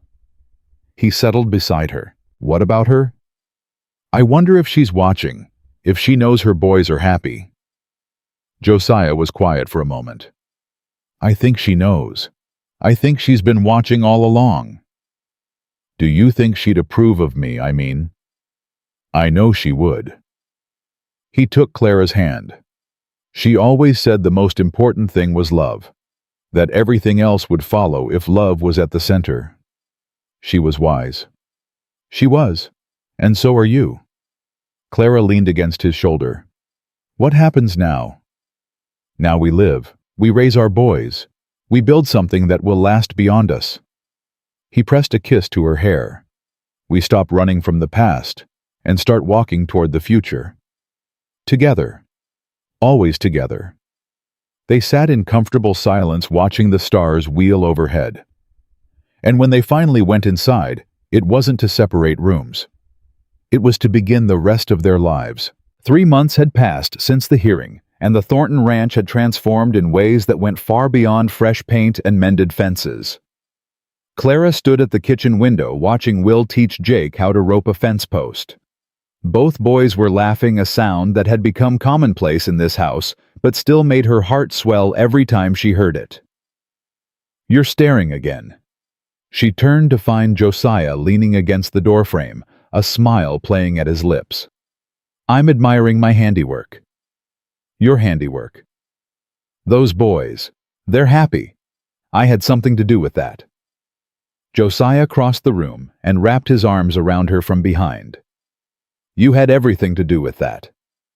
Clara leaned back against his chest, savoring the simple comfort of his embrace. 6 months ago, she'd been standing at his gate with $3 silver and nothing else. Now she had everything she'd ever wanted, and things she hadn't known to want. "Mail came," Josiah said. "There's a letter for you, from Virginia." Clara felt her stomach tighten. "Caroline?" "The return address says Richmond State Hospital." She took the letter with hands that trembled slightly. The envelope was thin, the handwriting careful and precise. "Do you want me to stay while you read it?" "Please." Clara opened the letter and began to read aloud. "Dear Mrs. Thornton, I hope this letter finds you well. The doctors say I am improving, though I am not certain I agree with their assessment. The voices are quieter now, but they have not disappeared entirely. Perhaps they never will." She paused, her throat tight. "I wanted to write to tell you that I am glad I came to Wyoming. Not because of what I did. I will carry the shame of attacking you for the rest of my life, but because of what happened after. For the first time in 15 years I told the truth. I stood up to my brother. I did something that mattered." Clara blinked back tears and continued. "Frederick has not visited since the hearing. I expected nothing less. But your husband Josiah, he wrote to me. A kind letter offering forgiveness I do not deserve. He said you encouraged him to write. Is that true?" Josiah nodded, his expression soft. "You did. Please thank him for me. And please know that I wish you happiness. All of you. The boys most of all. They deserve a mother who can love them fully without the shadows that live in my mind. I could never have been that mother. I am glad they found you." Clara's voice broke on the last words. "Yours sincerely, Caroline Thornton Harrington. She folded the letter carefully, unable to speak. You all right? Josiah's voice was gentle. She called herself Caroline Thornton Harrington. She's taking back her maiden name. That's good. It means she's letting go. It means she's healing. Clara wiped her eyes. I want to write back to her. Would that be appropriate? I think it would be kind. And kindness is always appropriate.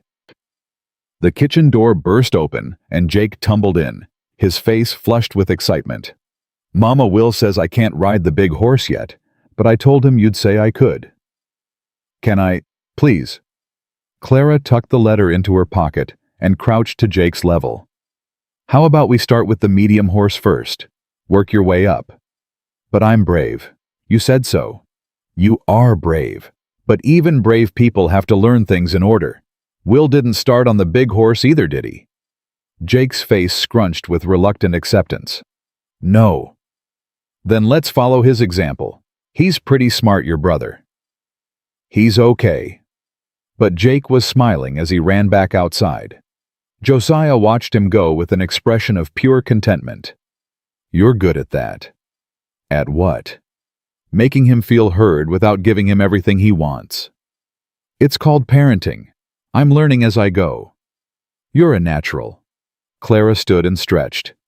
I need to get the schoolroom ready. The Miller children are coming for lessons this afternoon. The schoolroom that used to be our spare bedroom. The schoolroom that's educating half the children in the county. She kissed his cheek. Don't complain. You're the one who said I could teach. I said you could teach our boys. I didn't realize I was founding a one-room school. Too late now. You're stuck with it. I'm stuck with you. The school's just a bonus. Clara laughed and headed for the stairs, her heart lighter than it had been in years. The afternoon lessons went well. The Miller children, twin girls of 7 and their brother of 9, had been coming to Clara for 2 months now, and their progress was remarkable. Their mother had confided that she couldn't afford a proper education for them, and Clara had insisted on teaching them for free. But you must need the income, Mrs. Miller had protested. What I need is to feel useful. Your children give me that. It was a small thing, maybe, but it mattered. It mattered to the children who were learning to read to the parents who couldn't have afforded formal schooling to Clara herself, who had finally found a way to use her training for something that felt meaningful. After the lessons ended and the Miller children had been collected by their father, Clara found Will waiting for her in the hallway. Can we talk? The seriousness in his voice made her pause. Of course. What's wrong? Nothing's wrong, I just... He shifted his weight, suddenly looking very young. I have something for you. He held out a small package wrapped in brown paper. Clara took it with curious hands and unwrapped it carefully. Inside was a wooden frame, crudely made, but sanded smooth. And inside the frame was a piece of paper with careful lettering. For Mama Clara, who came when we needed her and stayed when we wanted her. From Will and Jake Thornton. Clara's vision blurred with tears. Will, this is beautiful. Jake drew the flowers in the corner. I did the words. He ducked his head. It's not very good. It's perfect. She pulled him into a fierce embrace. It's the most perfect thing anyone's ever given me. Will hugged her back, something he'd only recently begun to do without prompting. I'm glad you didn't leave, even when I was mean to you. You weren't mean. You were protecting your family. I understood. I know, but I'm still sorry. You don't need to be sorry. You just need to keep being the wonderful boy you are. Will pulled back, his cheeks flushed. Jake wants to give you his part too. He made you a card, but he's afraid it's not good enough. Where is he? Hiding in the barn. He's been there for an hour. Clara found Jake sitting behind a hay bale, a crumpled piece of paper clutched in his hands. Will told me you made me something. Jake looked up with eyes red from crying. It's stupid. Can I see it? Reluctantly, he handed over the paper. Clara smoothed it out and found a drawing of 4 stick figures holding hands.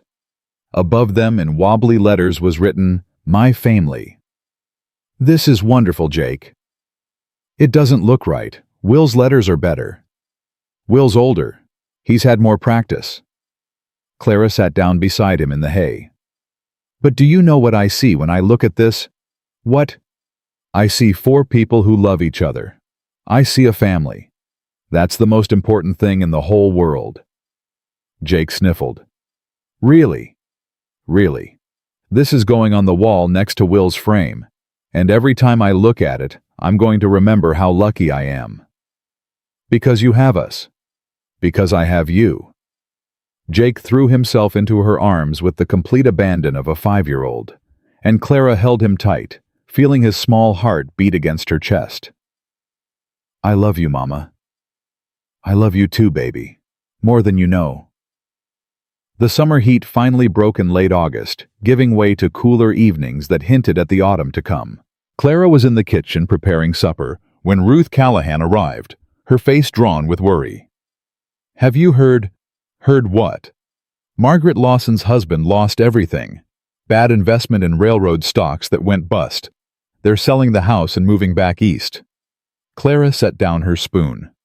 "I hadn't heard." "It gets worse, or better depending on your perspective." Ruth settled into a chair. "Margaret tried to blame you. Told everyone that the stress of the hearing caused her husband to make poor decisions." "That's absurd." "Of course it is. But she's been saying it to anyone who'll listen." Ruth paused. "Which isn't many people anymore. After what happened at the courthouse, most folks finally saw her for what she is." Clara felt a complex mix of emotions. Satisfaction at Margaret's downfall. Yes, but also something that surprised her. Pity. Where will they go? Her sister's place in Philadelphia, apparently. Margaret's been crying about the injustice of it all, but no one's listening. Ruth's expression softened. "You're not actually feeling sorry for her, are you?" "Maybe a little. She's losing everything she valued. Her position, her standing, her home. She tried to take your children." "I know, and I'll never forgive that." Clara turned back to her cooking. "But I can still feel compassion for her suffering. It doesn't mean I've forgotten what she did." "You're a better woman than me, Clara Thornton. I'm a woman who knows what it feels like to lose everything. Maybe that's the difference." The news of the Lawsons' departure spread quickly. Within a week they were gone, their grand house standing empty on the main street of Willow Creek. Clara thought she would feel triumphant. Instead, she felt relieved. Not glad for Margaret's misfortune, but glad that chapter of their lives was finally closed. "You've been quiet all evening," Josiah observed as they sat on the porch after putting the boys to bed. "Just thinking. About Margaret. About how different things could have been. If she'd won at the hearing. If Caroline hadn't come. If any of 100 things had gone differently. But they didn't. No, they didn't." Clara leaned against his shoulder. "Do you ever wonder why everything worked out the way it did?" "I don't wonder. I'm just grateful." Josiah pressed a kiss to her hair. "I wasted a lot of years wondering about things I couldn't control. Now I just try to appreciate what I have." "And what do you have?" "You, the boys, this land, a future I actually want to live in." His voice grew rough. "For a long time after Sarah died, I didn't want to live at all. I kept going for the boys, but there was no joy in it, no hope. And now, I wake up every morning and thank God for the storm that brought you to my gate." Clara felt tears prick her eyes. It wasn't a storm. It was summer. There was a storm inside me. You calmed it. She turned to face him, cupping his face in her hands. "I love you, Josiah Thornton. Not because you saved me. Not because you gave me a home. I love you because you're the best man I've ever known." "I'm not." "You are. You gave a stranger a chance when you had every reason not to. You stood up for me when everyone else was against us. You opened your heart when it would have been easier to keep it closed." She kissed him softly. That's not ordinary. That's extraordinary. Clara. Let me finish. I came here expecting nothing. I came here ready to survive, not to live. But you and those boys, you taught me how to live again, how to hope again, how to love again. Josiah pulled her into his arms, holding her so tight she could feel his heart pounding against her chest. I don't know what I did to deserve you, he murmured. You existed. That was enough.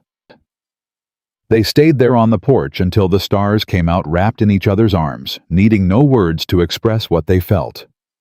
The first day of autumn brought an unexpected visitor.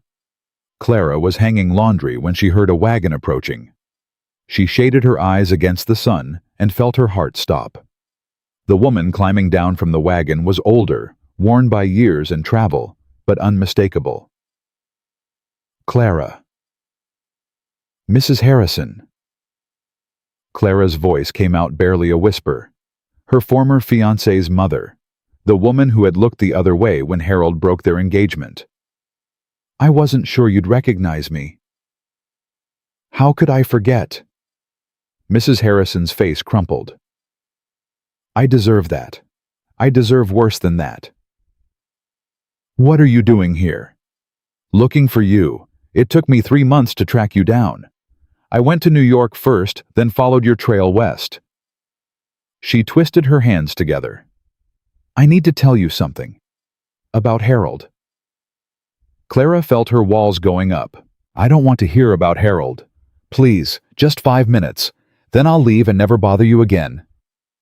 Something in the woman's voice made Clara pause. Pain. Real pain, not the polished grief of social performance. 5 minutes. They sat on the porch steps, and Mrs. Harrison took a shaky breath. Harold is dead. Died 6 months ago. Consumption. Clara waited for some reaction, sadness, satisfaction, anything. But she felt only numbness. I'm sorry for your loss. Thank you. But that's not why I came. Mrs. Harrison's voice broke. Before he died, Harold confessed something. Something I should have known. Something I should have stopped. What? He didn't break your engagement because your parents died. He broke it because he'd gotten another woman with child. A woman from a wealthy family. He married her for her money, and he used your tragedy as an excuse. Clara felt the world tilt around her. What? I knew something was wrong. I knew my son wasn't being honest, but I didn't ask questions. I didn't want to know. Tears streamed down Mrs. Harrison's face. And then when your parents died, I let him cast you aside like you were nothing. I let him destroy your life to cover his shame. Clara couldn't speak, couldn't move. His wife left him eventually, took their child and went back to her family. And Harold spent his last months alone, eaten up by guilt. Mrs. Harrison looked at Clara with anguished eyes. He asked me to find you, to tell you the truth, to beg your forgiveness on his behalf. Forgiveness. I know I have no right to ask. I know what we did to you was unforgivable, but I had to try. I had to see you and tell you. She stopped struggling for words. Tell you that it wasn't your fault. None of it. You didn't lose Harold because you weren't good enough. You lost him because my son was a coward. Clara sat in silence for a long moment processing this revelation. All those years, she'd believed she was somehow inadequate. That Harold had seen some flaw in her that made her unworthy of love. It had all been a lie. Thank you for telling me, she said finally. That's all, just thank you. What else do you want me to say? That I forgive you. That I forgive Harold. Clara shook her head. I don't know if I can do that. But I can tell you that I'm glad I know the truth. I'm glad I understand what really happened. That's more than I deserve. Probably. But I've learned something since I came west. Holding on to anger doesn't hurt the person who wronged you. It only hurts yourself. Clara stood. I have a family now. A husband who loves me. 2 sons who call me Mama. I have more than I ever dreamed of having. Mrs. Harrison looked up with something like wonder. You found happiness? I found more than happiness. I found home. She watched Mrs. Harrison's wagon disappear down the road, then turned to find Josiah standing in the doorway. I heard, he said quietly. All of it. Enough.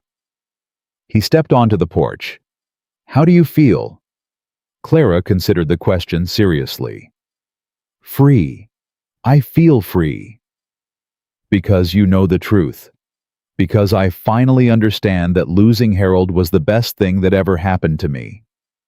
She met his eyes. If he hadn't abandoned me, I never would have come west. I never would have found you. I never would have become who I am now.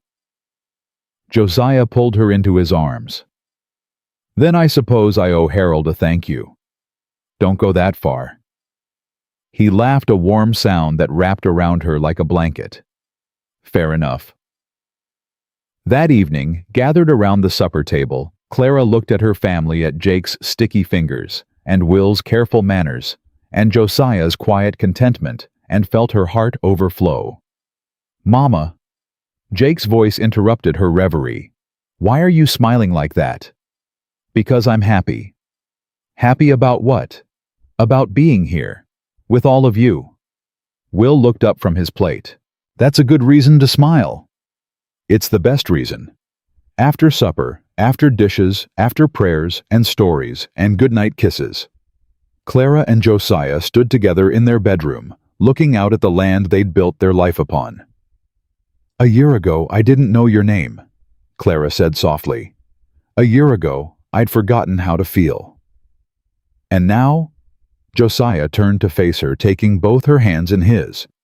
Now I feel everything. Joy, hope, gratitude. Love most of all. So much love I don't know how to contain it. Then don't contain it.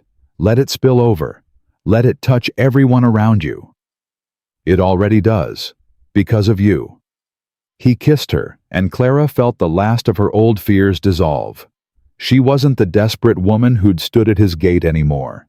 She wasn't the abandoned fiancé or the penniless teacher or the stranger hoping for scraps of kindness. She was Clara Thornton. Wife, mother, teacher, healer of hearts including her own. She was home, and home, she had learned, wasn't a place at all. It was the people who loved you and the life you built together, one day at a time, one choice at a time, one act of faith at a time. Clara Whitmore had come to Wyoming territory with nothing but $3 silver and a prayer. She had found everything, and she would spend the rest of her life being grateful. Because sometimes, the story you never expected to live becomes the one you were always meant to tell. And sometimes, the family you find is stronger than the one you were born into. And sometimes, just sometimes, a desperate woman and a grieving widower can look at each other across a kitchen table and discover that broken pieces, when fitted together with love and patience and stubborn determination, create something more beautiful than either one could have built alone. Clara Thornton knew this now. She would never forget it.